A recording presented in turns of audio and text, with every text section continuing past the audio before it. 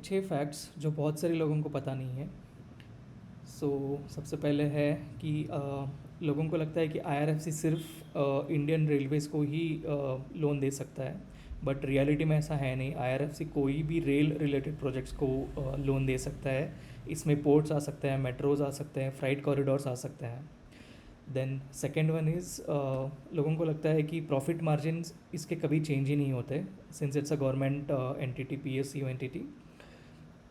But reality में ऐसा है नहीं है। Government like IRFC can review and reduce the IRFCs, reduce the interest rate of IRFCs to 0.4% for every 5 years. सो 5 साल में एक बार IRFC का रेट रिन्यू होता ही है, और अभी हाल फिलहाल इस साल का रेट आई थिंक सो 2026 में आने वाला है। एंड लोगों को ये भी लगता है कि लोन एंड रीपेमेंट हमेशा परफेक्टली मैच होता है, but 14% of such IRFCs loans are never match.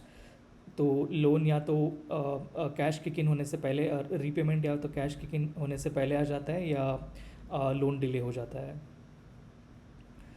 Next is tax saving 54EC bonds, जो IRFC ने इशू किए हैं, जो इन्वेस्ट करता है उसका कोई मूवमेंट नहीं होता है, बट इन रियलिटी ऐसा है नहीं।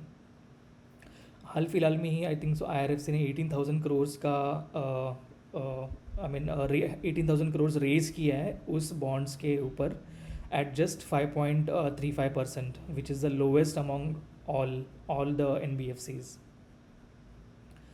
Then next is hydrogen trains are just type.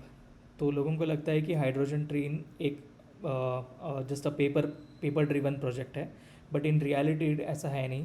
IRFC ने 2,800 करोड़ का लोन सैंक्शन किया है फॉर 35 हाइड्रोजन ट्रेन। सो वो प्रोजेक्ट भी बहुत जल्द स्टार्ट होने वाला है। लोगों को ये भी लगता है कि company fund cheap funding is guaranteed for life. So IRFC को हमेशा लो रेट ऑफ इंटरेस्ट पे ही लोन हमेशा मिलेंगे, बट ऐसा है नहीं। इनके रेट ऑफ इंटरेस्ट अभी हाल फिलहाल में ही बढ़ने वाले हैं, क्योंकि as per RBI's norm, all NBFCs are instructed to park their cash in low yield bonds. So low yield bonds will give you low rate of interest, and उसका direct impact इनके rate of interest, lending rate of interest पे पड़ेगा।